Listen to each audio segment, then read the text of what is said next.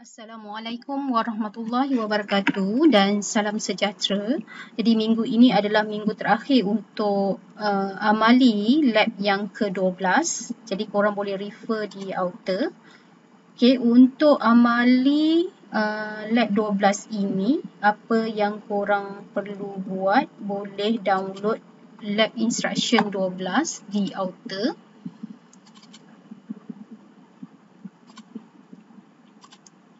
Okay, untuk lab 12 ini, secara kumpulan, korang perlu buat development and evaluation of a game-based mobile learning apps. Okay, apa yang perlu dibuat untuk lab amali yang ke-12 ini, di mana tujuan lab ini untuk provide student with hands-on experience dalam kita nak menilai game-based mobile learning application. Yang penting, game-based mobile learning application ni berdasarkan education content lah. Dan apa yang perlu setiap kumpulan buat, lab objektifnya iaitu perlu select and evaluate a simple mobile learning apps dekat Play Store. Maksudnya, secara kumpulan, korang perlu memilih mana-mana mobile apps game-based learning dalam Play Store dan korang perlu menilai mobile learning apps tersebut dan korang perlu conduct a basic usability and effectiveness test terhadap selected user. Jadi selected user ni korang boleh tanya among antara grup lain lah. Okay, boleh edarkan questionnaire lah untuk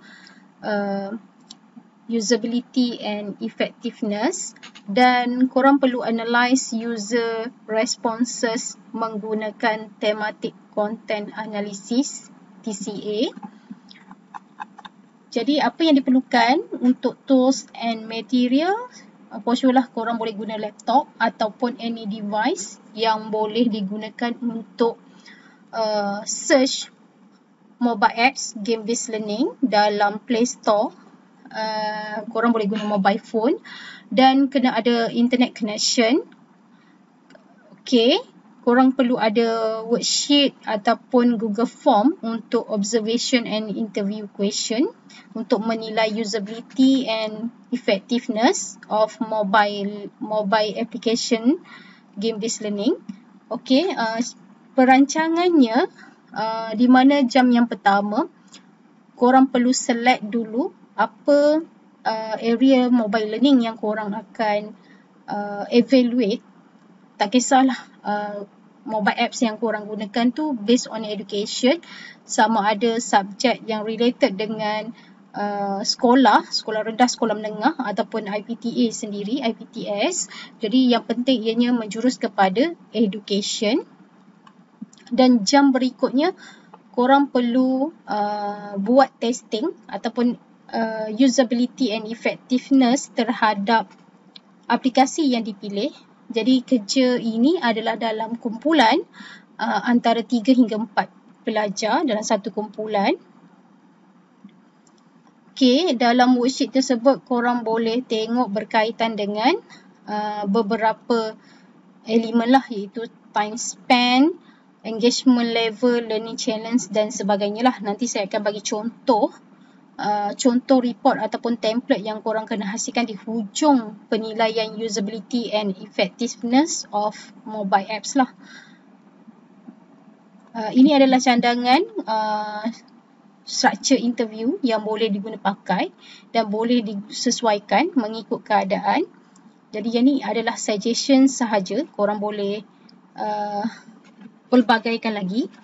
Okey, untuk jam berikutnya, dia kalau ikut estimate tugasan ini dalam 3 jam kan. Jadi yang seterusnya perlu analysis and reflection menggunakan thematic content analysis. Macam mana nak guna thematic content analysis, nanti saya akan tunjuk contoh lah. Jadi, korang tengok dari segi convenience, flexibility dan sebagainya lah dalam game-based learning yang dipilih. Dan perlu ada group reflection report di mana ianya cover berkaitan dengan key positive feedback, negative issue encounter dan propose improvement. Jadi yang ni semua perlu dihantar di ruangan outer UTHM di group activities lab 12. Jadi korang boleh guna ahli kumpulan yang sama seperti lab amali group sebelum ini. Okey, untuk rubrik korang boleh nilai rujuk di bawah. Rubrik yang dinilai. Okey, seterusnya contoh report yang perlu korang lihat ataupun hasilkan ada di ruangan group activities. Okey. Nanti saya akan masukkan dalam ni. Okey, dia punya penerangannya adalah reportnya hasilnya perlu seperti inilah example 1 di mana korang perlu guna format seperti ini dan yang penting korang kena ada tajuk, maksudnya apa tajuk mobile apps game based learning yang korang kaji. Contohnya kalau berkaitan dengan history, jadi dia ada nama lah dalam pada nama apps mobile apps yang dipilih di Play Store. Korang kena nyatakanlah usability and effectiveness of apa. Okay. Jadi ni tulis nama kumpulan. Abstract ni korang kena sesuaikan terhadap method yang dipilih dan juga apa yang korang kajilah dalam penilaian usability and effectiveness of mobile apps based on game based learning lah. Okay. Jadi dia perlu ada introduction, ada sedikit berkaitan dengan literature review dan perlu ada methodology. Yang ni yang menggunakan content tematik content analysis. Maksudnya korang ada beberapa grup lain yang korang jadikan sebagai responden untuk menilai usability dan juga effectiveness of mobile apps yang dipilih. Jadi yang ni korang kena nilai antara grup lah. Okay. Jadi result and discussion ni korang boleh report lah berdasarkan dapatan daripada beberapa grup yang menilai. Jadi minimum grup yang perlu menilai at least ada 4 grup. Maksimumnya terpulang. Kalau ikutkan korang ada, kalau ikut contoh yang lab sebelum ini akan ada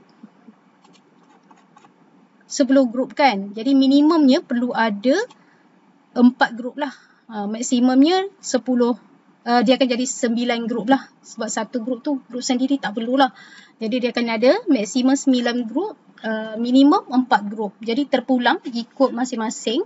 Tapi paling minimum adalah 4 grup yang perlu korang bagi mobile apps yang dipilih untuk dinilai. Dan korang kena reportkan lah. Okay. Jadi ni adalah contoh-contoh reportnya. Korang boleh follow dekat sini dan korang kena analisis berdasarkan dapatan daripada penilaian grup-grup lain terhadap mobile apps game based learning yang dipilih dan korang perlu ikut format yang diberi. Okay. Untuk format tersebut korang boleh refer di ruangan activity list ni dekat lab 12 ni. Saya akan masukkan file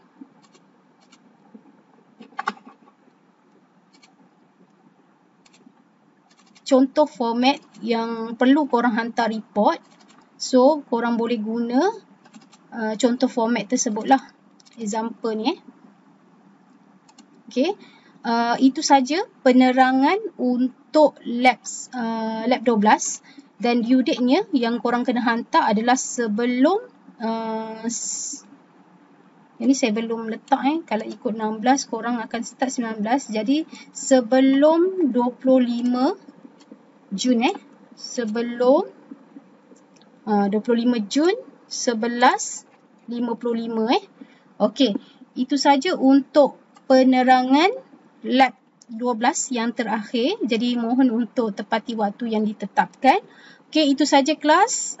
Ini adalah yang terakhir lab amali Dan untuk minggu seterusnya kita dah tak ada kelas. Korang boleh proceed untuk hantar segala tugasan dan juga projek kumpulan. Okey, terima kasih kelas. Assalamualaikum warahmatullahi wabarakatuh dan salam sejahtera.